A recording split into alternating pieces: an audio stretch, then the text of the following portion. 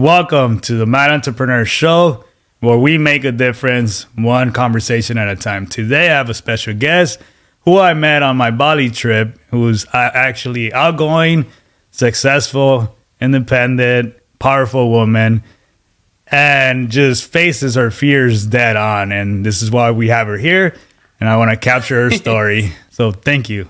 Yeah, Welcome. Thank you. Thank you for having me. So can you tell us a little bit about yourself? So my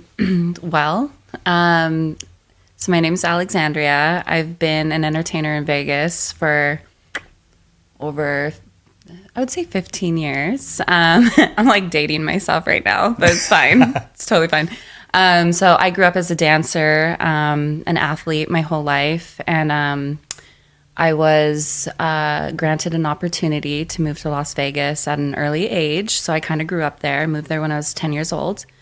And I'm originally from Canada, and I've done a back and forth thing throughout my early teens into my 20s, and then I got my green card, which is what you need to do, like get when you work in the United States. But Yes. And then once I got my green card, I fully moved to Las Vegas, and I was about 18 years old, and I always wanted to be like a performer, so I immersed myself into the performance art world and auditioned for shows and did Cirque du Soleil, did topless review shows, worked in every nightclub in Vegas as a go-go dancer. But yeah.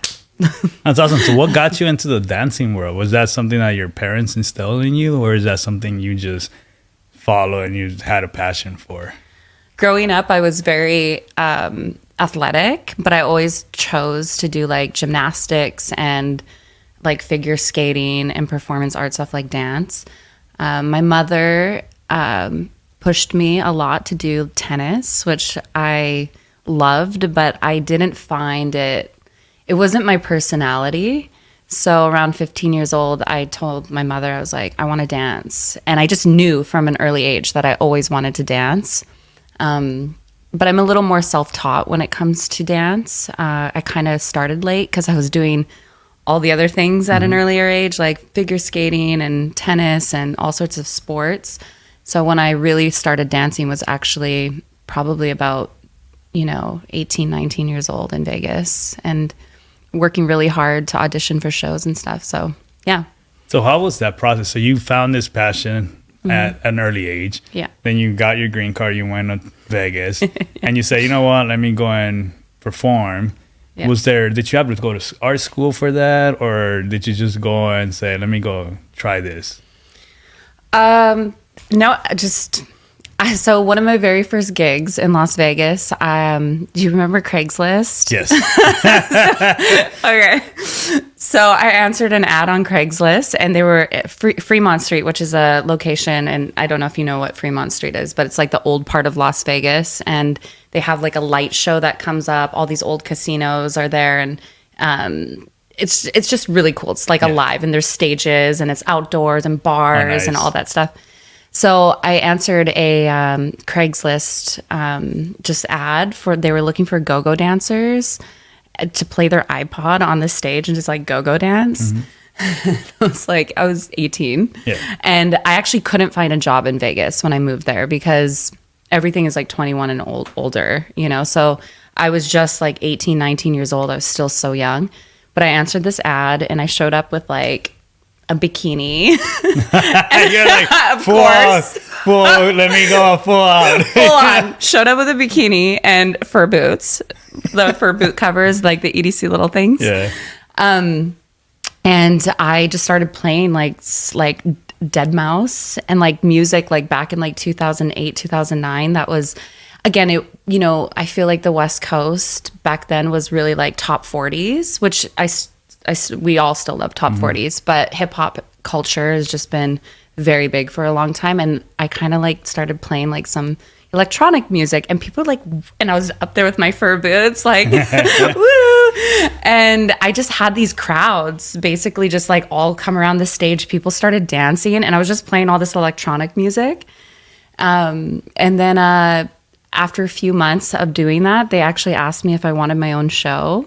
And I basically transitioned to another stage and I became DJ Lady Go-Go. Oh, nice. What was the feeling like to get asked, like, you started, you obviously answered the Craigslist list, you went over there and took action. Yeah. What was that feeling like when they said, hey, you know what? You want your own show? I mean, I was so young, but I'm an only child. So for me, having the attention on me was always probably something that I just naturally gravitated to. So, and I just was so comfortable, like being on stage in front of like 1,000 people. I was like, walk in the park. Like, and I'm also everyone else is dying. You're like, I got this. And I mean, if you want to think from like a management standpoint, they're like cheap entertainment, girl with like a bikini on that's just playing music and the bar is making money. Done. Done. Promoter. So anyway, so it transitioned into like a show, and then I would basically what really got people going. I started basically formulating a show, and I would play like the Cupid Shuffle and all these like fun line dance songs, and then like people from all walks of life would come, like little kids and their families. And it was actually, to be honest, it felt, I remember one time, I think it was like a holiday weekend, it might have been Memorial, and I remember I had the biggest crowd on Fremont Street, and it was like thousands of people just all huddled in. The bar was going off. I was playing the wobble, all these like, and everyone was just dancing. And I remember that point in time, I was like, I remember so like my spirit was just like, oh my gosh, this is it. Like, I want to do this. Like, I really want to do this. And I continued to stay there for a few years. But like anything, it gets monotonous. And I decided to leave at one point. I started dating and getting a little older. At this point now, I was 21, 22. And I've been doing it since like 18. So I just, it got like really like, you grow out of things. And then now I've been in Vegas as a 21-year-old. So I'm like getting to go out to the clubs and like see that type of world. So yeah, taking advantage of the entire. Yeah. Like if I could rewind it back, I probably would have just stuck with that and like really like focused in on DJing and actually like built that. And sometimes I'm like, I slap myself, but that's just the part of life. You get involved with like boyfriends and you start partying and you start, you don't really know.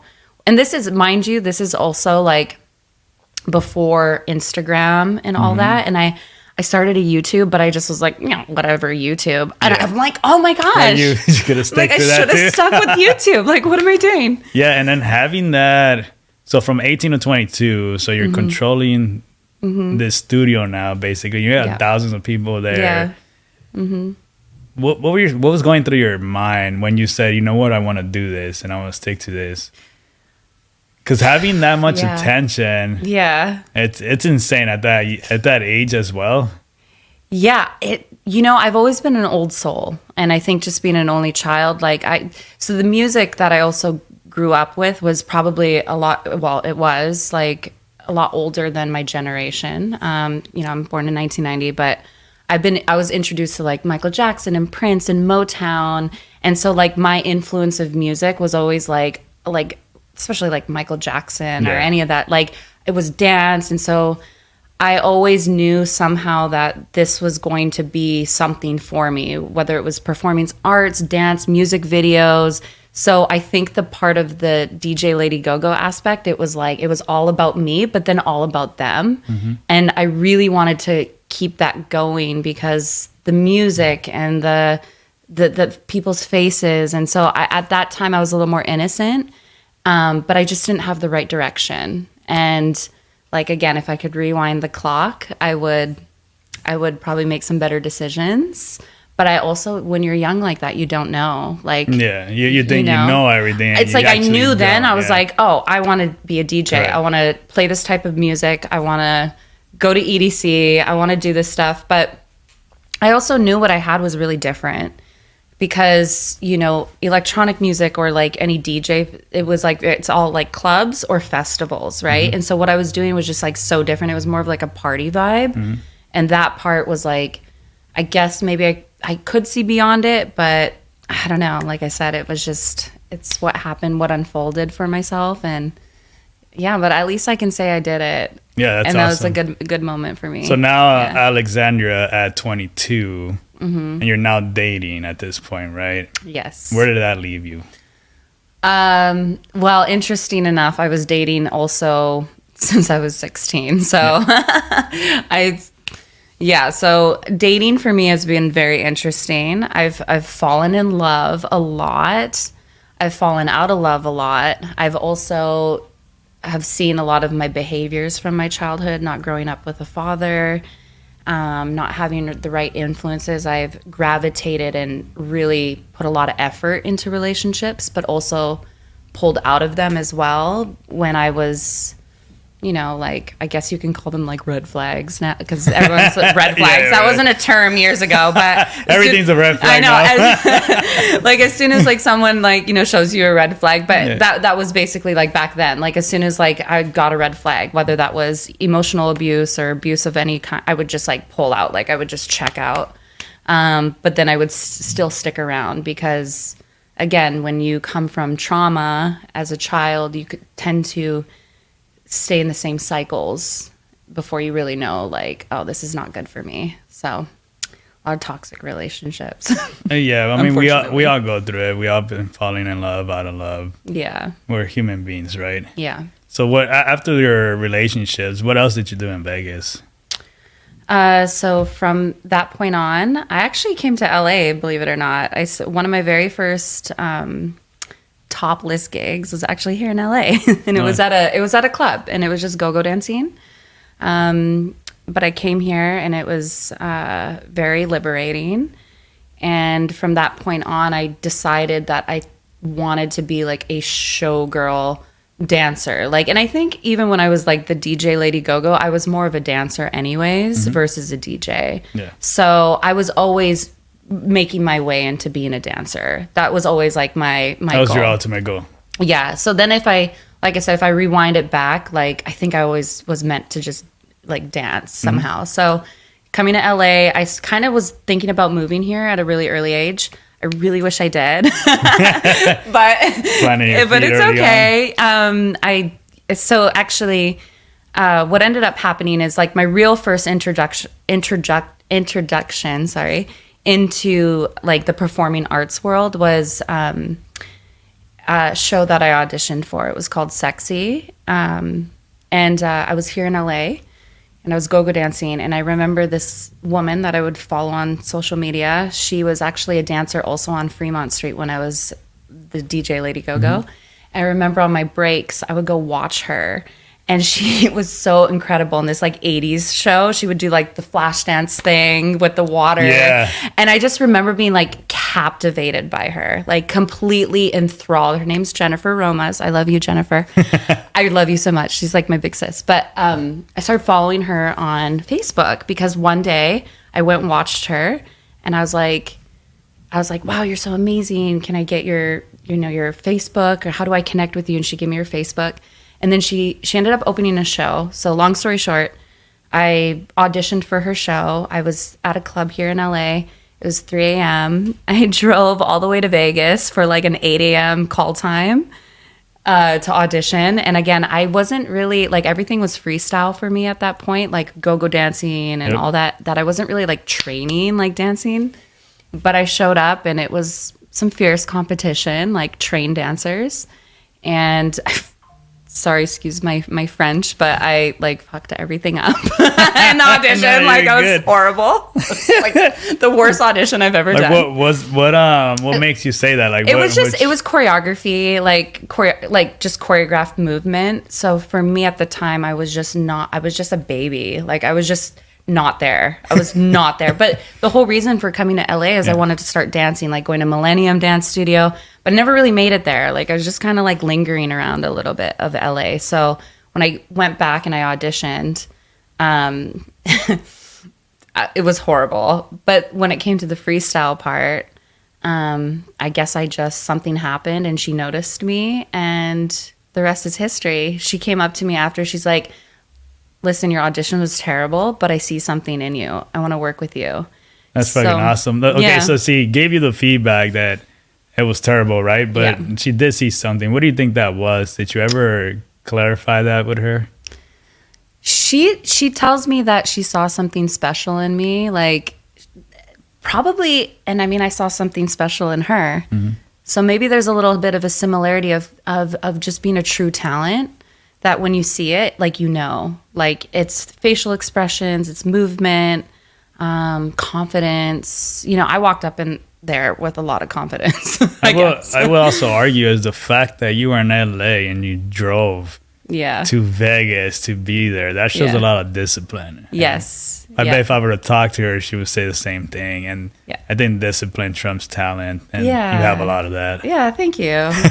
Yes, discipline has actually gotten me farther than anything. And interesting enough, I ended up landing the show. And I was smoking cigarettes back then. Oh, yeah. Like everybody? I just got to tell this story. Yeah. I was just smoking cigarettes. Like, I just was whatever. I love cigarettes, by the way. Like, that's one of my vices. I never do it. But, like, if there's just, like, if I ever want to puff, I'm just like, oh, my gosh, can't get it away. So terrible. So smoking a lot of, like, cigarettes. And then I told myself on the drive, I was like, if I get this show, I'm going to quit cigarette. Like, I'm going to quit cold turkey. And I did. I quit cold turkey. And I got sick as a dog, like just sick through like all the like audition. Like it was like 7 a.m. to 5 p.m. Like, and I was not ready for this. And I got sick, but it was so good for me. It was my first show I landed. I had like my own number. And yeah, I guess that's when everything really started for myself. It gave me a lot of confidence to continue to pursue dancing. And then, social media started, and I was like, I've always liked modeling and posing and all that's kind of part of the thing. Mm-hmm. And that's when I really like started growing my brand, is when I was in the show. I worked with a few, I would say like, photographers that had a bigger following, but I mean, this was like the infancy stages of social media. So I worked with a few people that like, then I just like blew up, and that was really cool to actually get to a point where it's like, it wasn't just like a local community. Now I'm like reaching like different people all over the world. Yeah, it was really cool. And so then I kind of transitioned more into a sexier vibe, and that's kind of been my thing. I think all along was my thing. Again, I was wearing a bikini at like 18 on stage. Like I'm like, yeah, this is so great. And like the management's probably just like, great, we have a young girl in a bikini. There's sales going on at the bar. Like, keep her around. Yeah. Don't let her go. The first thing they let her go. Damn it. Now at my age, like being a little older, I'm like, it's true. Sex sells. Yeah. What are you gonna do? It does, and the state of mind that we currently have right now, it's again everyone wants now, but with social media, it really amplified that. Where before, if you wanted to see a naked woman, you really had to do a lot to do that. Now, you just type it online and see it, right? The For You page on Instagram is terrifying. Like, not for me, but for someone's child, or actually even just in general, like men and women. Like, your eyes, like, right? Like where we see, and it's like, it's the visuals that we see. Like, it's like becomes things and ideas in our mind. And it's like you have to guard everything, like guard your vision, guard your heart, guard your ears, because it's like once you get all this, it's like it's polluting your senses. This is why I tell people, if you could live by yourself and you could love yourself, you'll make it in life. Because if you cannot love yourself, no way in hell you could love other people. Yep. So it starts with you first. Loving yourself, it's interesting. And I want to go to that story right now, because you have all this glamour, you got all this, we work hard for it. You're disciplined as hell, especially when it comes to your yoga too. Like that's not easy poses that you're doing. Yeah, yoga's really tough. Yeah, actually, making a shout out to Mark at True Fusion in Vegas. He has one of the best yoga classes on the West Coast. I swear to you, I love his class. But yoga has changed my life in so many ways. It's done the same for my wife. And my wife, now that you're doing this shout out, should probably go check out the Vegas studio. There's some really good teachers and studios. I I haven't even been to anything in LA yet. And I'm like, I'm sure there's great places as well. Yeah, I'm sure as well. So going from that, everyone sees this persona that you're putting up, right? And they never see the struggles and what it took to get there. Do you want to touch bases in some of that? Yeah. Well, obviously throughout the years, I've had a lot of discipline.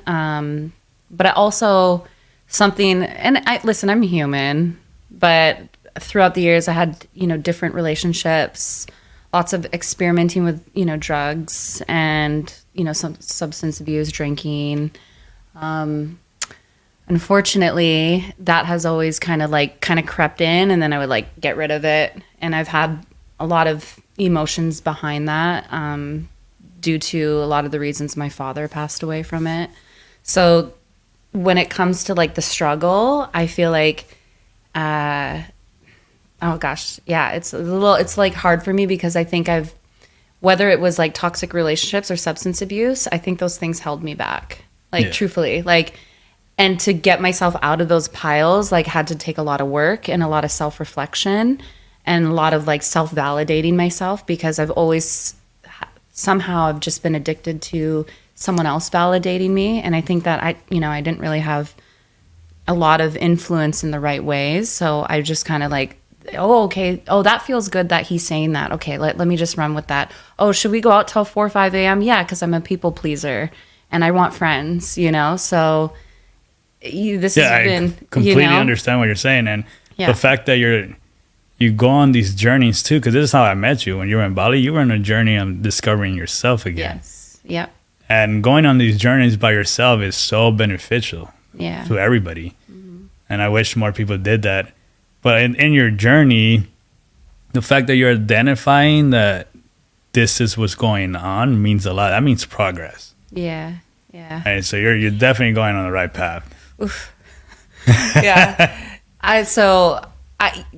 The best, and it's so funny to say this because, I love having a cocktail here and there. It's just so nice. But the best time in my entire life was when I was 27, 28. I was completely sober for 2 years. I shaved my head. So I was bald. That's a whole other story in itself. But I had to because I was bald, I didn't have hair kind of covering me, that I was oh my gosh, I have to clean up my act. My skin needs to look good. Everything needs to be on point. I have no hair. we gotta look good, girl. But I remember how clear I was about the direction that I wanted to go. And at that time, my relationship, the person I was with, was working. But through that, I still didn't have enough self-worth. I still was seeking for external validation. So even with being clean and sober and not eating sugar, I don't even know, I didn't even eat a piece of candy for 6 months. But it was a little bit obsessive as well. I could tell my mental health still around it wasn't good. And I think that's what happens with fads is people get so I need to be so diligent on this and this and that. But it's your mental health kind of takes a toll with it, and it becomes ego, and it's almost like an idol worship for yourself, basically. Yeah, you basically got addicted to something else. Yeah. So it's interesting that you said that. So that's what I've done. My patterns is addictive cycles and patterns. And even though I was bald and I was killing it and I was part of cool things, I still wasn't really that happy. I still dealt with some things in the current relationship that I was in at the time that were very unhealthy. And the person just was a completely, again, I'm not shaming anyone for who they are, but we were just very on two different pages. Mm-hmm. But through that, I can tell you that sobriety really kept me in a good place. It's funny how when you're sober, how much more you could get done. Yes. And how clear you could see. Yes. It's and it's just even having a proper sleep, mm-hmm. That, even alcohol just, it just messes up your circadian rhythm, and you're you have sugar all in your body, and so you're not sleeping well. And I totally have gone down the stages of what this feels like. And so little things of just like waking up fresh and just being like eager to start the day and do something. Like I miss that version and I want to be that version again. And I sometimes I'm her, but I also sometimes choose badly too. I'm human. You know? Wait, we're all human beings. So what are you doing right now to be that person again? Ooh, yeah, good question. So I'm definitely a work in progress. I'm a work in progress. Everyone is Total work in progress here. So I chose to start removing myself from some toxic environments. I've been working nightlife in Vegas since after the pandemic. Got really hard as an entertainer in Vegas. So basically when the pandemic happened, we all lost our jobs. And I'll just say it, I chose to go into stripping once things opened back up. I guess it's weird because what stripping has done for me has actually like given me a life, like financially, that has been really great. Like I've been able to like get my own house, like buy my own car, like do my own things. But what has also came with that is like a lot of suffering due to like, it's probably not my personality, to be honest, but I've learned how to be a hustler through that. Is it validating? Yes. Is it easy? Yes. You know, there's so many things about it that are just alluring. So you went into stripping. So how do you motivate yourself, or how do you get that discipline to, because I'm sure it might be the word easy. It means different meanings for different people, right? Yeah. But I know having the discipline to do that, and like you said, you are having this money so you can buy your house, your cars, live your lifestyle. Yeah. But what discipline do you need to actually do it? Because I'm sure it's not. It might be you're used to it now, but how was it in the beginning? So at the beginning was great. Like, I'm just going to be so honest. When you're a baby stripper, everything is amazing. Like, why is that? Well, I mean, you're just fresh. You're new. You don't know the game as much. I mean, basically customers can feel that energy from you. I've always been a talker. So I'm a lot of light, like just naturally. So it just was like easy for me. I love dancing. So like everything about it was easy. I've already done topless review shows. So it's like, to me, I was like, dude, this is a walk in the park. Yeah. But the discipline around it, I think the part is, you know, you have these like late, like Fridays and Saturdays. You're not getting out sometimes till 7, 8 a.m. It's just the worst schedule. But with that comes the energy of the environment, right? So you're really holding on to a lot of energy from people. And I hate to say this, and because I love exotic dancers. Like I love my girls. Like there's so much about it that I can just respect, but it's also kind of like a dirtier environment, right? Like the frequency is really low. The music's low. The type of energy that people hold there is low. So the conversations you're having are just surface level, meaningless. Like, oh, everything is very physical. And like after a while, continuing to do that and then like forcing yourself to do it, it gets hard on the soul. It gets really hard. And then comes the couple drinks a night or whatever. And then so you're dealing with, even though it might not be a crazy night, but you're still consuming that and it's still around you. So no matter what, yes, every girl who's done exotic dancing or is an exotic dancer will tell you the money's great. We all know this. Like, you're like, damn, like, girl, you making that much? Like, that it's so hard to make money anyways. So can we talk about the money? What's the biggest take home you did in one night? Probably like $8,000. 8,000 in one night? Yeah. What was your average take home? Ooh, average would be, I mean, now, like, I started after the pandemic. I had no idea. Like when I started, there was masks on and separation. I was like, how do you do that? I was like, wait, this is the best job in the world, and we're making $2,000 a night. But the economy has changed a lot. So, and Vegas is very oversaturated with strip clubs, with nightlife. Like, I mean, there's so much to do now that money has just changed. Like sometimes you'll work. There's like 300 girls working a night. It's like ridiculous, but an average night is like 1,000 to 1,500, I think. So 1,000 to 1,500. I always had this joke when my wife is like, "Hey, just start a strip club." And she's like, "Why?" I'm like, "To help the women that are doing this, because a lot of them are getting all this cash, but again, it's not how much money you make, it's how much you keep." Yes. And they're just spending it all. Yep. They're not actually investing in their future. And my concept with her, the same concept I had as a drug dealer, my mind was like, if they get my drugs from me, they're going to get the right drugs. They're not going to get Mickey Mouse stuff. Right. And my concept was, if we get the girls, they're going to be cash heavy, and you could help them build a future that they have a 3-year plan, 5-year plan, and then they're out. That's great. It's very interesting. I know a lot of people in the porn industry as well. And there's certain companies and people and agents that have actually done that for certain porn girls. Yeah. That's great. Like kept a certain percentage. And once they're out of the industry, they have some money, some leverage that they can like move on with their life. Yeah, they invested for their future, right? Right. And it's a great idea. And actually also having a strip club just in general. Sorry, you're making so much money. Listen, $100 house fee.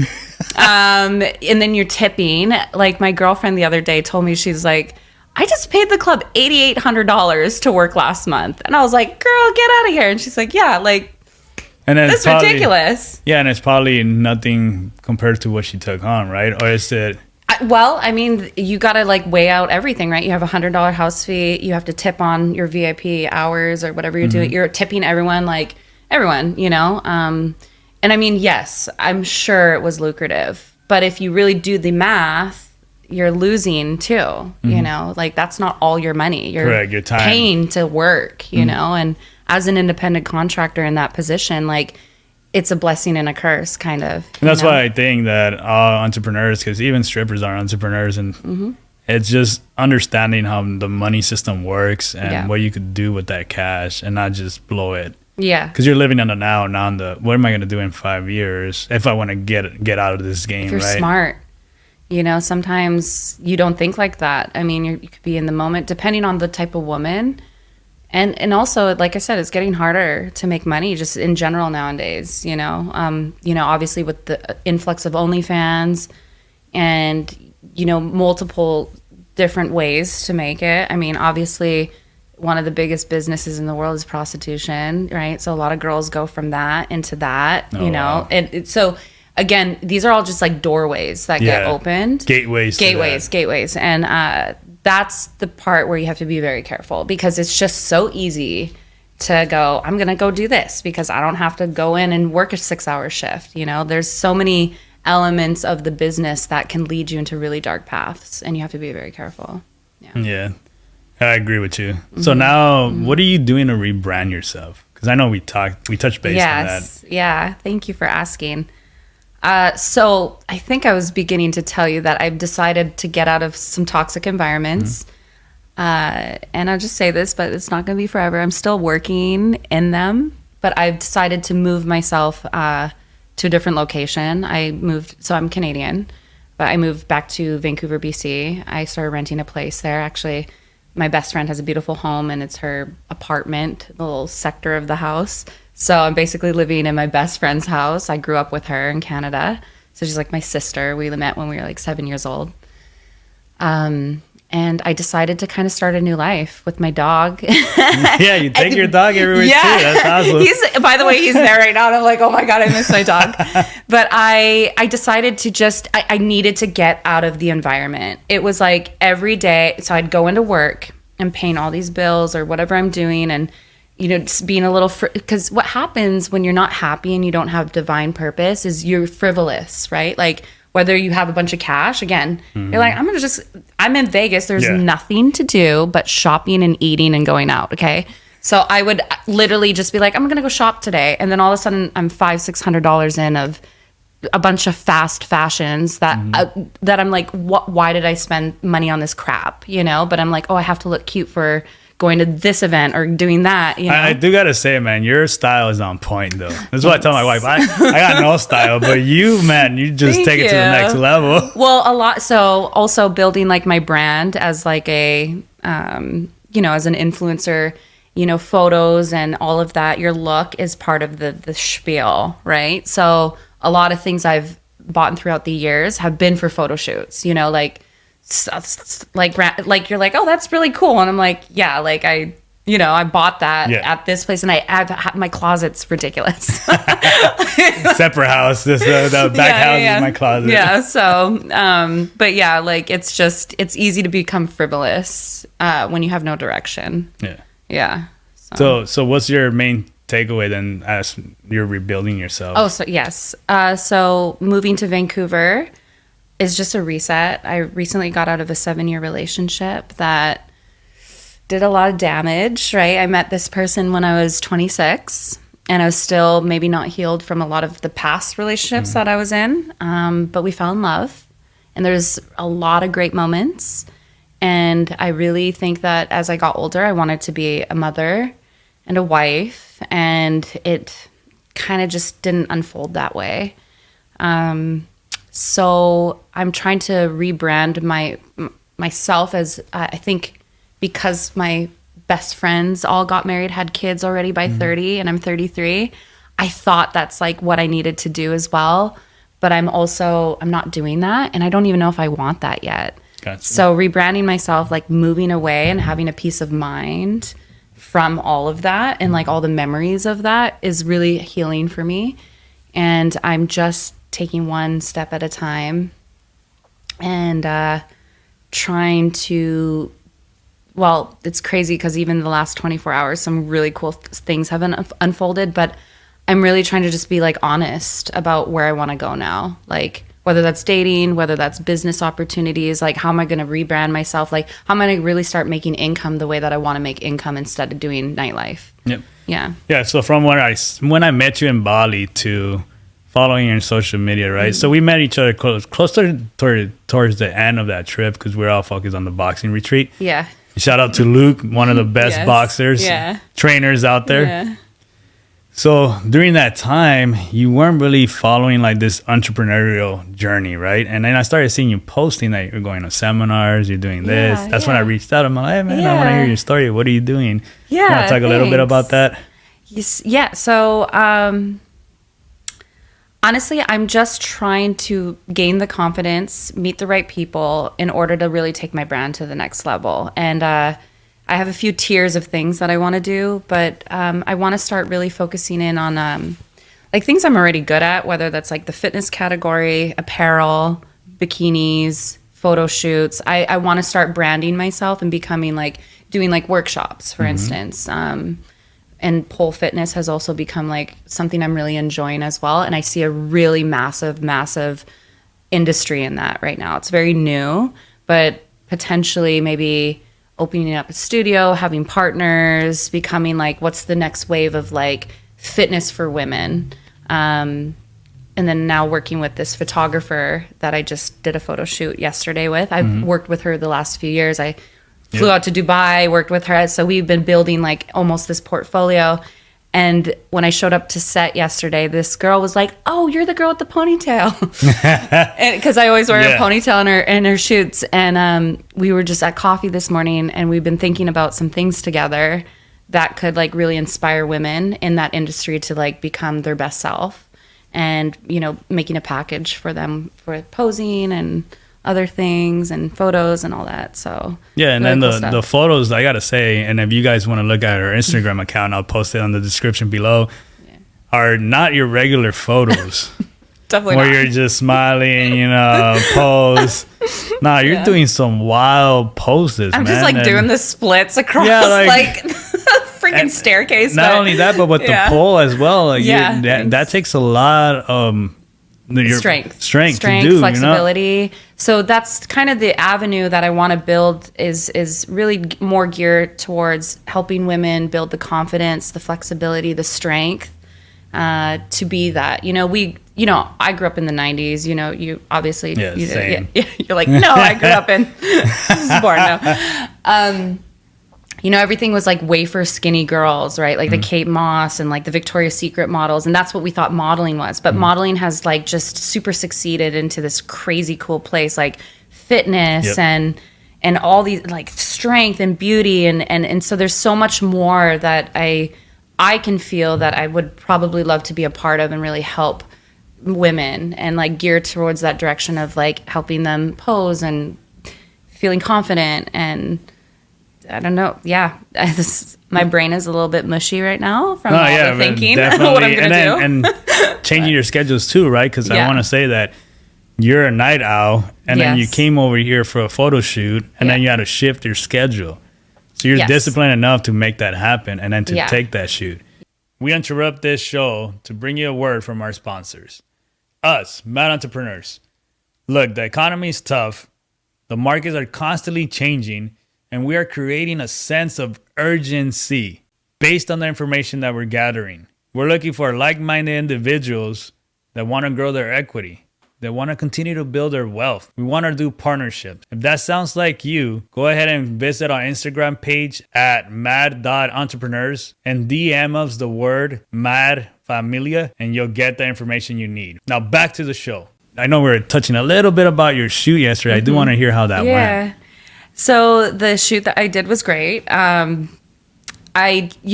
just showed up and I did a few things that were natural things.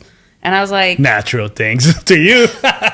This is natural. Let me just do a split on the top of the stairs on going this thing up. and then just lean back and almost basically die. But so this is what comes naturally to me. Like I don't know how to explain it, but I love things that are just beautiful, like lines, like on a woman.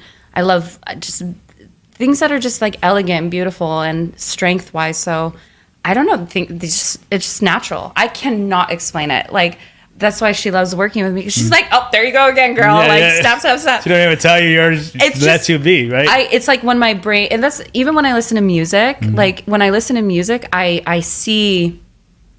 already see movement and I see colors. Like I don't even know what that is. I think there might even be a word for it, but I actually see what it's like to become that moment. And like when I see even the structure, I'm like, oh, I'm gonna just do this little thing like that. Okay, that looked great. And I don't know why that just happens, but there's value in that. Yeah, you're definitely, you got a creative mindset. I'm a creative, but like that is my core. Like if you ask me to do a multiplication or algebra, I'm like, huh? Excuse me. That's my bread and butter. Okay, numbers. That's good. You can keep that. I got my calculator. Yeah. Being creative though, that is big value. Yeah, it is. I'm so happy I have that. I do wish I had other qualities, like probably since I've been an athlete and a dancer and very used to adrenaline my whole life, whether that's show business, being on stage.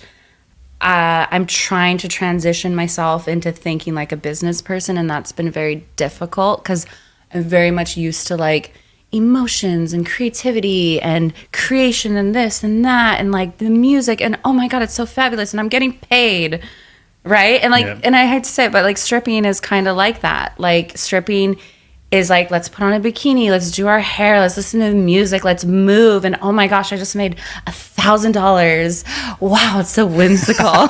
You know? Yeah. Like I just feel so whimsical. Like I just did that. And so I've been in that mind space for quite some time.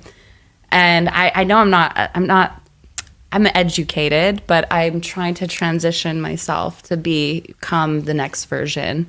And that's the challenging part. Yeah, you know? Taking your passion into an actual business. Yeah, like that's why the seminars, like I'm trying to meet the right people that see my mind and they just guide me and help me, and I could collab or build or do that because I do see value in what I do. I just haven't had the right people around me, right? Like I'll be honest, I've technically through even dating, I've been a sex object, you know, and it's a hard place to be all the time because it's like, it's easy, but it's not, you know, it actually does damage as you get older. And like, listen, there's a shelf life on that too.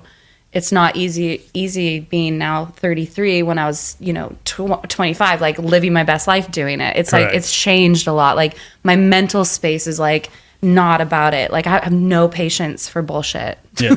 And that's because you see that you're not always going to have that, right? So Correct. You just said there's a shelf life, and you're aware of it. A lot of people aren't aware of that, Yeah. and they Yep. continue the wrong path. Yep. So I'm real happy to hear that you're actually transitioning into the I'm correct trying. path. No, I'm gonna do it. Yeah. I know, like it's very crucial that women start really, like, I will just be honest. It's especially Las Vegas. It's so easy to get wrapped in the culture of just that. But that's why I also decided to go to Vancouver. I was like, I need some normalcy. Like, I need some normal people. I need to knock some sense into myself. Like, I can't just be living in my ego all the time. And I've just been subjected to that, you know, and that's okay. But now I know better. And that's what happens when you're older. You're like, oh, I know better. Yeah. That's the part where I'm like, oh, shoot, I can't just be ignorant anymore. Yeah, you know? you're actually holding yourself accountable now, right? Yeah. So, Yeah. again, awareness is first step, and then Yes. taking action, and then what your progress is going to be. It's not going to be an easy road, but Yeah. if you're willing to do it, and you do have the discipline, you have the discipline in different aspects, Mm-hmm. but you also could take the discipline that you have from those aspects and put it into growth. Yes. That's the part that I want to do. Cause I do have that discipline. Like, excuse me. Like boxing, for instance, right? I started boxing because I was like, I just want to do that. Like sometimes my days in Vegas when I'm not like working nightlife, like I'll go to yoga, I'll go to boxing, I'll go weightlifting. Like, and I mean, I love it. Like I am thriving. And the classes in that town, like it's a great place to go do acrobatic classes. Like all the classes you need are right in Vegas. Vegas is a great hub to do fitness, MMA, all the things.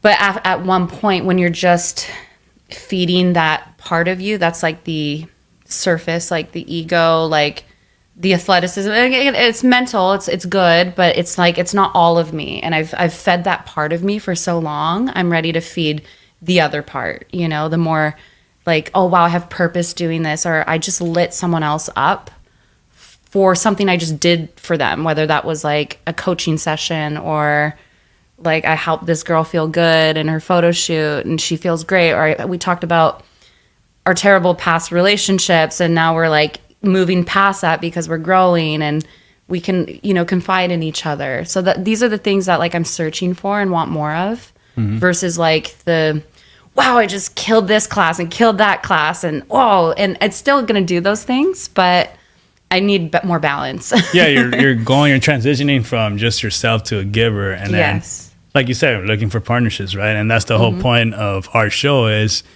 someone asked me once, what are you doing this for? I'm not.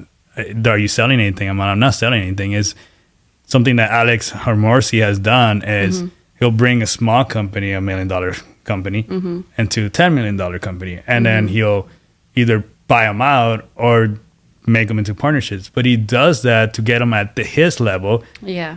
To make that partnership. So Yeah. the concept I have, if they're starting out at the bottom, bring them up to our level, and then maybe we could be partners, right? Yeah. So you're helping someone, just whoever wants it, and you could tell, Yes. especially when they're just consuming free content, you know, based on the actions that they're doing, whether they are gonna focus and actually achieve that, and then you can pour your time into them, right? Correct. Versus others that consume the content but never take action.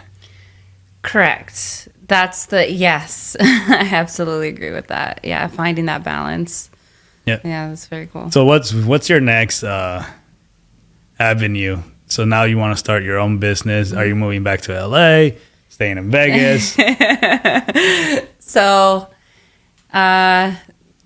LA has something really special, and I think I'm just seeing more. Like a lot of people talk a lot of trash about LA.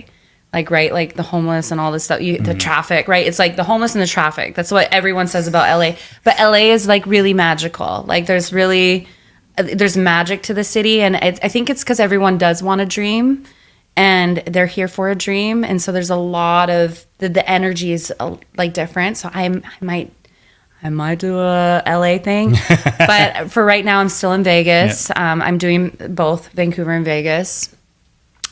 Vegas potentially will be, maybe I'll stay put there a little bit longer because I could be signing a contract for a new show. And that starts in October of this year. So performing a number. Is that normally how it works? You get a contract for X amount of months or years? Normally, yeah. It's different. Like, it just depends on what show, but like, you know, a good show will give you a contract, you know, like letting you know, like, these are the X amount of dates we want you for, or X amount of months or whatever it is. And that's good. It gives you like a game plan, because also there's a lot of entertainers that don't live in Vegas and they just come in to do the show. I've just lived in Vegas the whole time. So, you know, I'm potentially going to do that. But I don't know. I'm feeling a new vibe. I love the Marina Del Rey. Oh yeah, that's a nice area. I was like, too, okay, I can vibe here. So we'll see. I think the journey right now for me is to heal, is to be away from the toxicity, and really, really heal. And Vancouver's provided that for me. I'm not sure if Vancouver is going to be a like place where I just stay. I love Vancouver. BC, Canada is beautiful. The people are great. Like but it's just the rain. I am a sunshine girl. That's why I'm like LA. The rain doesn't go with your vibes. LA. Yeah, so we'll see. Yeah. So what's one, I guess, if you could talk to yourself again, I know we touched bases on this. When you were younger, what would you tell yourself? Don't date any men. I wouldn't say don't date any man. Now every man is the same. Or save yourself. No. Save yourself. Run away. Save yourself. No. It's very interesting. Yeah, I would say, I mean, in my history of my dating choices, I would say I wish I could turn back the clock on all of them. But I do think that a lot of them served a purpose as well. So nothing just happens for nothing. Yeah. You know, like, I think everything happens for a reason. But if I could tell my younger self anything, it would probably be stay away from boys. So just like they were more of a distraction from your goal? Yes, it's a distraction.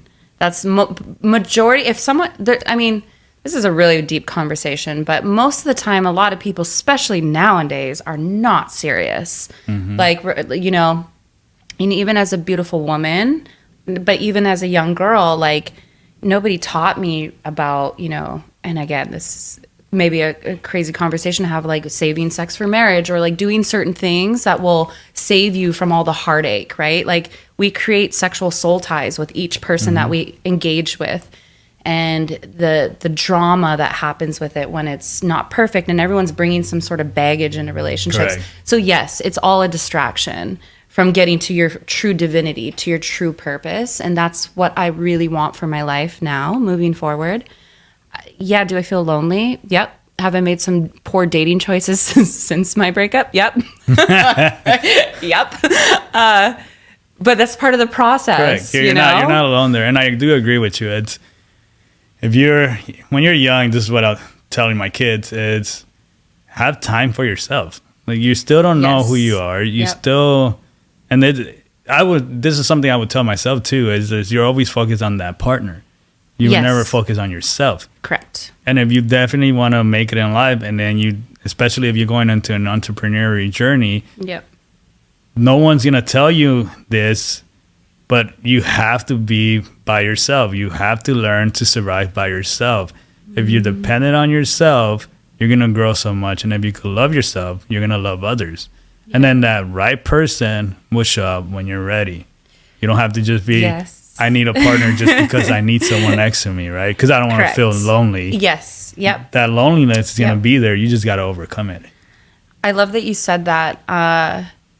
It's very interesting, because the lonely part is, I think, why people also stay in toxic relationships. And that's the hard part, is that was part of, I was devastated always to be alone. So I cycled in things with certain people for way too long. And that took me away from my purpose. And like, it's just, everything is a domino effect, doorways, right? And so that's why I said, like, if I could rewind the clock and say no boys, but that's not reasonable, because we are a human species that with opposite, you know, genders, they attract, and we're here to procreate and, you know, build families. But the way that is now is honestly causing more harm than it is doing good. Yeah, I do agree. I think, and this is where, if you're heading into the entrepreneurial journey, you have that discipline that you will succeed. There's so many weak people right now on earth. Their mindset is just garbage. And something else that I tell the kids is like, if you have just a little bit of beast in you, you're gonna, all these new generations that are coming up, you're just gonna smoke them. I mean, just to think about, even like, I don't know your age, but like 1990, like, you know, I was born in 1986. 1986. Okay, but what I was gonna say is like the 1980s babies and the 1990s babies. We're some of the most strong motherfuckers. Yeah, like, you grew up in that era. You know, right? like we grew up without the phones and the things, and we were trying things, and like there was a more easier time where we'd be outside, and when the lights came on, that meant go home. Like we were playing with sticks as like whatever, like we were. You're living life and experiencing life. You weren't worried about what so many children are now being. Again, like that's why I was like, the For You page on Instagram is terrifying. Like being an 8-year-old or a 9-year-old and seeing all of that. Like I can just imagine what's happening with the children and the parents. You know, and we're just, the society we do live in right now, unfortunately, is there's a lot of distractions, and if you do have that little bit of beast in you, to overcome that, like, that's massive. It's massive. So yes, keep telling them that. What would you tell someone that maybe sees your photos and they're thinking, you know what, man, she has it together. She has everything that she ever wanted, and it shows from the photos. What would you tell them if they want to pursue a life that they think they want?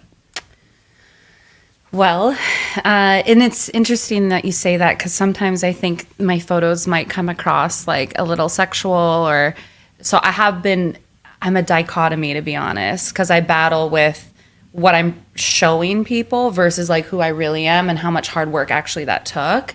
So, you know, basically I would always want to present the best version of myself in that. And what I'd like to do is start maybe putting a little more information behind the photo and building something else where it's like, it's not just that.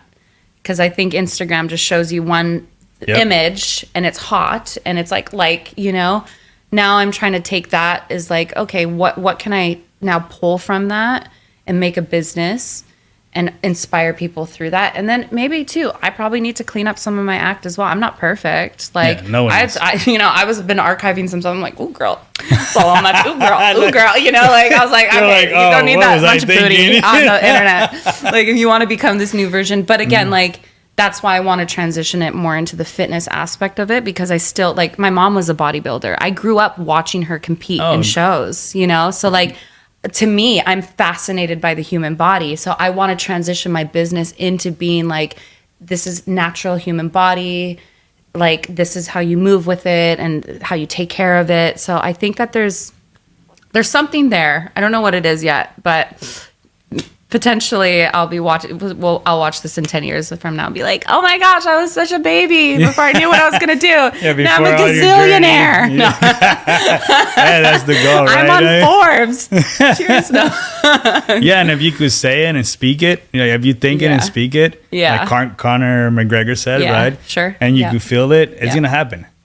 Yeah, and even this conversation is lighting me up. For you to invite me here is like so sweet and nice. Like, again, I have just been that image on social media where I haven't given a lot of my personality. It's been either like dance or like cool, hot, sexy, fun photos.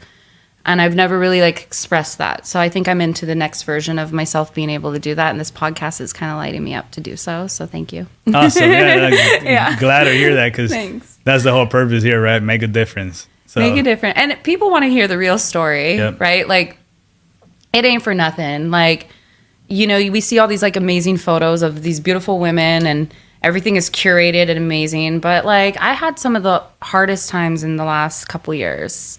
Nobody knew that, right? I was struggling. Like, the reason I went to Bali was so I've been following Luke like for quite some time, and I'm fascinated with boxing. I love boxing. Never did Muay Thai up until recently, but I was always fascinated with just boxing. And I just would follow his stuff. It was just informative, like really good. And I was like, oh, okay, that's good. Even though when I was a part of the retreat, I did so shitty. I was like, oh my God, I'm the worst fucking boxer in the world. But I learned a lot also about myself that trip. But to take it back, I remember booking that trip. I did it out of, I went through maybe when did we go? It was 2023. September. Yeah, sometimes. Yeah. Okay. So I was Actually, no, November. It was Thanksgiving here. Yes, Yeah. right. So I was going through another hard time with my 7-year relationship, and like a toxic cycle again. Mm-hmm. And I just was sitting there, and I just had some cash. I was like, I'm going to this retreat. Click, like, bye. Just because I was like, I'm going to Bali. I'm getting the fuck out of here. Like, Yeah. I am so tired of being in this thing. My ex lives a freaking block away. I'm still dealing with his crusty ass, and I'm sad. I'm like, no, I'm gonna go hit some shit. And Bali. But to be honest, like, a lot of that trip came from just being upset and unhappy, and like being in another cycle of like no purpose and no excitement and toxic relationship. And so I needed something new, and it's nothing happens for nothing, There was something about it. Yeah, and look, we're here today because you went to that trip. Yeah. Right? I know. And it was fun. And actually, that trip made me learn a lot about my ego as well. Like, I wanted to go there with like the sense of, like, I wanted to be like Lonnie, right? Like, Yeah. she's like so amazing. Oh, yeah. Shout out to Lonnie, by the way. She's so incredible. I love her. But I wanted to like get the video, do the thing. And oh my gosh. Okay, this is whatever. It's going out on the internet. I don't care. I'm gonna talk my shit right now. It's fine. But like the camera guy that was part of the retreat, like, I think maybe got me a few times, but like there was one particular time I was in the ring, and I actually hit a combo like really good. Like I was really killing it with one of the paddle guys. Remember? Yeah. And the guy with the camera came by. I was like, wait, like, I got this. I got this. And I fucked up. Like, I fucked up the combo. And you know what he did? He like snubbed me and walked away. He was like, just walked away. And I felt like, I was so upset about that. And because in my brain, I'm like, I'm paying for this trip. I deserve like one good video, and not even just like, can you wait? Please just wait. But he was on his own agenda. Like, again, whatever happened in that moment happened. But I remember how like upset I was about that, and that like I just wasn't at my best. And I remember that my ego was really like a part of that trip, and I really had to like learn how to unravel that part of me, that like not all the time people give a fuck about what you're doing. And then you're checking yourself, seeing, oh damn, this is not this guy's fault, this is my own fault. Right? Like you got overwhelmed, and he doesn't have the time to just focus on you. Correct. He has other individuals to record, right? Yeah. And the fact that you thought about it and you're like, you know what, wait, this was my ego. Yeah. Because I got upset. Like, I was like, is there a Yelp review that You're gonna Yelp the camera guy? I'm sorry, is there like a Yelp review? I'm like, can I write a Yelp review? She's gonna give you a review real quick. But I mean, I'm gonna send this to Luke. No. That trip was so great. Like, I mean, actually, if anything, that retreat was so great. It was. My gosh, from the transportation to the food to Soma to Canggu to Bali to the eating out at restaurants, everybody's energy. Like, if I can say, it was awesome. Like, it was really awesome. But there was moments that I had to check myself too. Yeah. I got back and I was like, dude, Alex, like, you gotta like become like better about stuff and not get upset and look at things like, oh, I didn't get that self-serving ego boost through like something I could post on social media. It doesn't mean the whole trip was bad. Correct. Like, it just means that you need to work on some shit about yourself. Yeah, and you're stepping back and watching the entire view versus your just narrow point of view, right? Because that mentality of today's individuals that it's all about me and fuck everybody else. Even in business, that mentality no longer works. In business, you really got to think. For example, I could give you an example in real estate. If I have investors, my investors need to win. I need to win. And the customers, which are the tenants, need to win. Yeah. So you got 3 wins. It's no longer just you and forget your investors and forget your tenants. Now, all 3 need to win so you become successful. Yeah. So shifting that mindset that you're currently doing. It's so much more. It's there's so many more elements to business. And again, it's who you show up as too, right? Like, we're in a world right now too where it's like, how's our vibe? Like, what's your vibe like? Like, I'm sure you deal with like investors or whatever, and if they have a shit vibe, I don't bring them in. No. I choose to partner up with individuals that have not just the vibe, but the discipline, right? Correct. Yeah. And if they're in it for the wrong reasons, I don't need you in my life. And Yeah. sometimes in business, well, not sometimes, a lot of times you have to say no. You have to say no to people. Yes, and relationships. Yep. And flings and situationships and all the above. Situationships. All whatever you want to talk about. You just say no. Just say no. Correct. Just say no. It's just interesting. Like life is that. It's yes or no. And you have a choice all the time. We make choices. And you have the choice always, right? Like you have that choice to pick up a bottle of alcohol that night. Mm-hmm. You have the choice to not do it. You have the choice to sleep with this random person, or you have the choice not to, right? Like there's just so much that we as a society, I think we lose track and focus and all these things. And we always want to go, oh, well, I'm doing this because I'm not happy in this or that. It's like everyone wants to say, no, you have the choice to do that. Correct. You have the choice. Stop being the victim.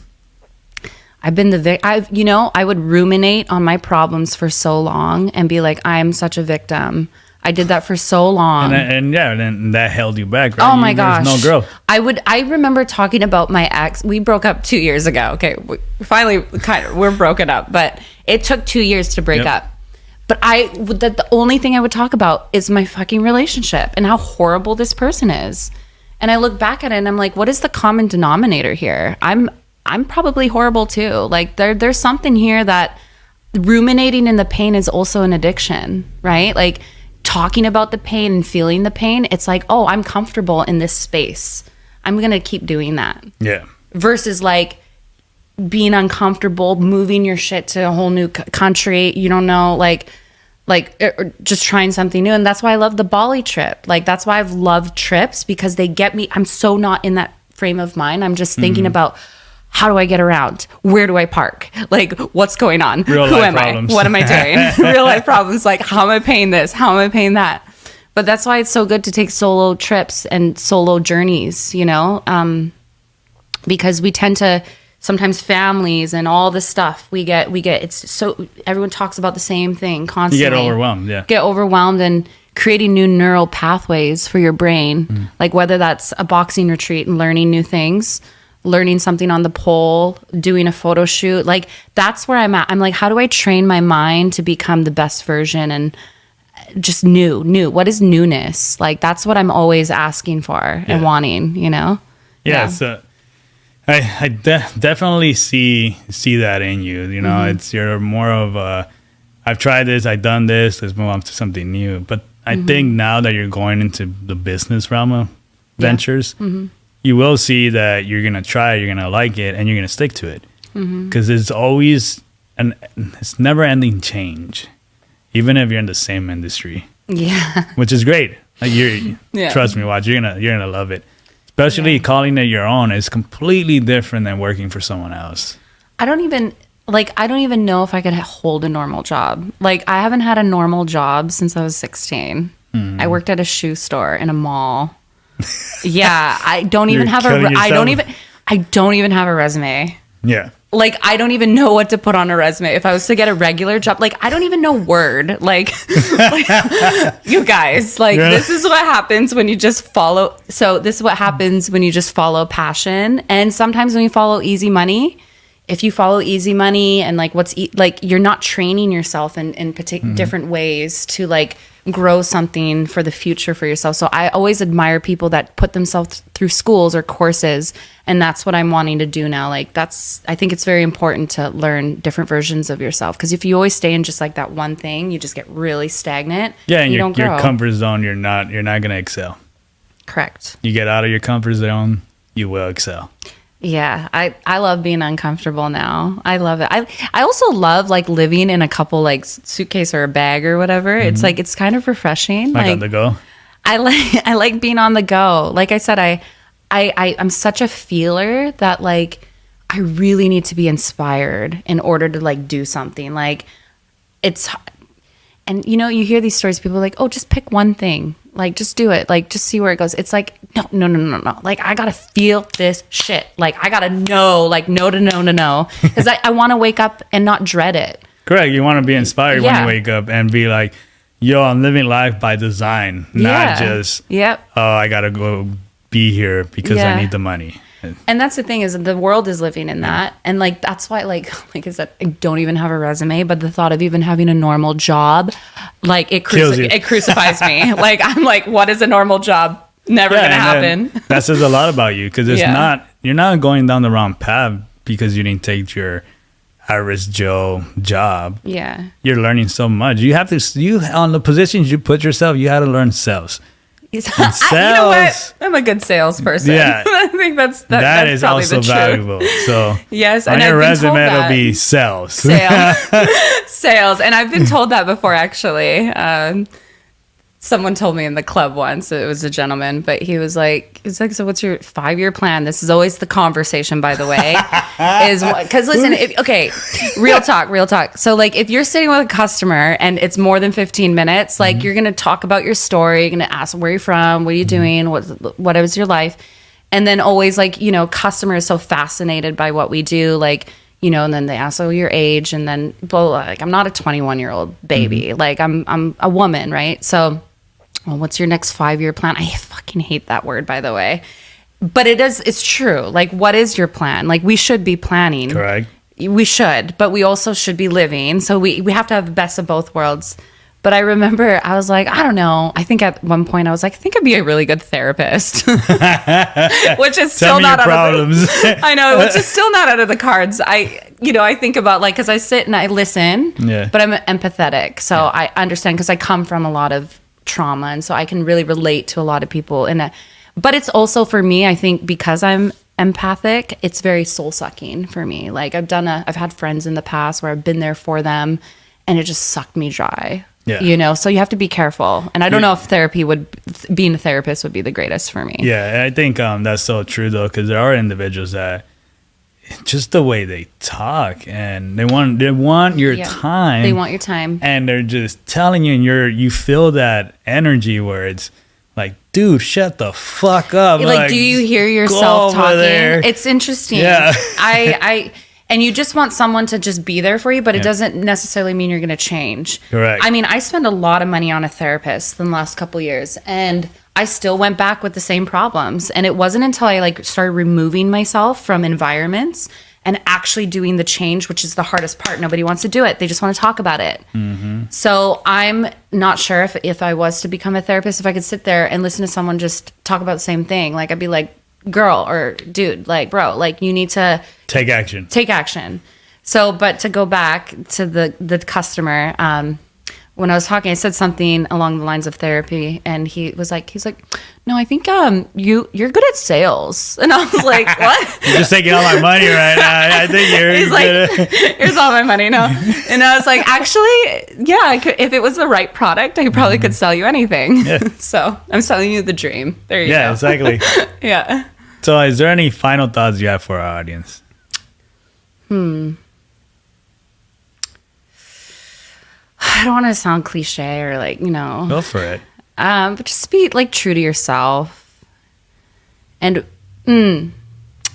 follow your intuition, your gut. When you feel something about something, it doesn't feel right, follow that. I wish I would have listened to more of that. Yeah. There's apparently 15 million little hair sensors, and I mean, I don't know if it's 15 million, but a lot. And that feeling that you have as a gut feeling, it's because your gut actually is sensing something is off. It's like intuition, instinct. We've had this since we've been a species. Correct. So if I could tell you anything, go with your gut feeling. If you try something and it sucks, and there's something off, there's energy that's weird, go with that. If you're starting a new relationship with someone and there's just something they do and it's triggering you somehow, know that the thing that they just said is going to become something in the future. Correct. And the other side to that too is your excitement, right? And so many people overthink things. So if you're excited about something, pull the fucking trigger. Just stop thinking, stop analyzing anything that you're doing in life.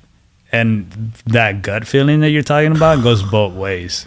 Anything. I mean, that is God's gift, is our intuition and our gut. That right there, I don't care what you believe, and you could be Muslim, you could be Buddhist, you could be Christian, It doesn't matter. We all still have that feeling, and I think that's the divine, right? Like we're not just here to like make a family and work and buy a house and do all of that. Like there's way more to us that's like so much more fascinating, and I hope people tap into that. And yes, like I said, if I could take it back, I would have gone with my gut feeling towards relationships, towards even environments, you know, like where I was working or doing this or hanging out with this person, like, because again, it could even just be a friendship. Correct. That person they say you're like the very first 5 people that you hang around. Yeah, the average right? of the 5 people you hang around. Yeah, there you go. It's very interesting that if I look back and I think about who I was hanging around with, I'm like, I'm like, girl. If you have no friends or family members that are inspiring you and you're constantly around, you gotta go and explore. Yes, you want to be around individuals that are doing or going where you want to go. Yeah. Because when you tell your ideas and your dreams to individuals that have done it or understand it, they will support you. When you tell your ideas to individuals that don't or are fearful, they will not support you. They're just going to project that fear onto you and stop you. Everybody is projecting. Yep. Can I tell you something? I wish I never listened to a single person. Unless they were in exactly what, like, again, influence in the right ways. If they are above me or they do have some kind of influence that, like, I couldn't get from my peers or, you know, like, again, like the things that make you grow. Correct. Right? I wish I would have listened more to those people. Like my mom, I wish I would have listened to you more. Like it's hard to, because we just think we know it all. And we're like, we're going to just figure this out. And our elders know best sometimes, you know, they know. They know. If you're going to listen to anybody, either 1, you paid for it, 2, you asked for it. Yep. If you didn't ask for it or pay for it, who gives a fuck? Stop. Yeah. Don't listen to them. Do your own thing. Yes. Projection it's just fear. It's just another package of fear. Yep. And that's what we're living in, a society of projection and fear. And actually, when we were in Bali, you know, it was so nice to be out of American culture, because right now American culture is all very fear-based. Yep. Like, oh, this is happening, or Trump's doing this, or whatever's going on. And it's like really, it's just surrounding you. And the economy also is like, you know, taking a dump. So everybody's stressed out. You can just feel it. Yep. You can just feel it on the streets, the way people are acting. Like, I mean, baristas are making tips for making a coffee. Like, it's yeah, that's insane. and they're just passing it to you. They're just passing it to you and like looking at you. Like, but it's also, they're making like $8 an hour, and it's hard. It's like a struggle. Like, California is so expensive. Like, you know, so I get it. There's just a struggle you can feel. But I will say this: America is still the greatest country in the world as an entrepreneur. Correct. It's the land of the free. And then if you have a dream, you can make it happen here. I'll tell you, in Bali, the one question I was asking everybody that I was trying to figure out, if you were born in Indonesia, how the fuck do you leave? There is no opportunity unless you're a social media guru or an influencer or something where you're bringing tourist funds or money your way. Everything that they do there, they're getting paid dirt cheap, and there's no actual future. My driver didn't even know what the inside of a plane looked like, right? And it gives you a different perspective when you go out of the country, and you stop. Yep. If you're talking shit about the U.S. soil, go out of the country, fucking see that, and then come back and tell me if you're still gonna talk shit. Yeah, that's what traveling does. I always say one thing: if you do anything and spend money, do it and travel. Like, if you do anything for yourself, it really helps you just appreciate everything. Like, listen, I mean, money comes and goes, you know, and that's the thing. We live in a society, especially here, where it's all about the money, right? Like, people get married because of the money. People get divorced because of the money. Like, that's just, you know what I mean? Like, you know what I mean? I have friends that's like looking at like the tax bracket of some dude, and I'm just like they're not marrying for love anymore, you know? And it's just so sad, but it is true. Like, it is hard without money. With the right partner, I believe anything can work and grow, and the right mindset, the right spiritual backgrounds. Like, I think these are all really important things. Morals, values. I mean, there's so many things about that, but we're all choosing to choose the lower degraded thing, which is money. Money is the root of all evil. It's totally obvious, right? Like, money's not the root of all evil. People are. what people do with money. Well, no. If you're a douchebag without money, you're gonna be a douchebag with money. if you're a giver without money, then you will give. Very interesting. You said that. I was like, plop a few people in my brain about that, but yeah, the money is just money. It changes people, but it's like more money, more problems. It amplifies your personality. It does. Money amplifies who you are. So if you're a douchebag when you're a millionaire or a billionaire, you've always been a douchebag. If you're a giver, you're always been a giver. Correct. So, and I to take back to Bali. I know we're gonna finish here, but to take back to Bali. My girlfriend just went, and she went on that hike. That was the volcano. Mm-hmm. She said some 16-year-old girl was not the representative, but the tour guide. Tour guide. Oh my God, tour guide. So she was a tour guide, and she's 16, and she does that hike every day. Walks up the mountain right in the morning because they do it right before sunrise, and then she goes to school. Yeah. Like every day. Dude, that was a trip because all the kids, even they drive their mopeds. Their mopeds. There's like 2 of them on. I was telling my son, man, these guys are like just jump in and moped and they take off. But they're just and it's so beautiful because they have their innocence and they have like the things that are actually like meaningful, like family, and if they're all eating together and if it's a small meal, they're still appreciative of that. Yeah, they are. And we don't have that anymore. No, and it's just it's being lost slowly but surely. We have to try to give that back to our new generation somehow. We do. And shameless plug, Luke is hosting another Bali retreat boxing event, and that comes out in August. And fun. I am debating about going in August. Maybe I'll go again. Yeah, because my wife is due in November. Yeah. She's pregnant. Oh, yeah. Oh, my God. Congratulations. Yeah, and I know if he does one in November, it's going to be like, I'm going to go to the hospital. I'm going to buy get divorced. Oh, no. Oh, my God. So, yeah, I mean, I would say if you guys want to go and experience something new, I would. It's definitely go there. Yeah, it's changed my life. And it's just the Canggu and Bali, Indonesia in general, it's a life changer. The best place I've been. I mean, I also really like Spain. But I went to Ibiza and stuff. So Spain is a little much, but I also love it. So awesome. Well, thank you for coming. Thank you so much. And how can people find you? So you can find me right now currently on my Instagram. That's Alexandria, but that's ALEXXAANNDRIA. And then I will be building my brand through there. So awesome. And I'll put all the information on the description below. Yeah, thank you. Thank you guys for watching. Thanks. Till next time. Thank you. Awesome. Thank you. Yeah, that's great.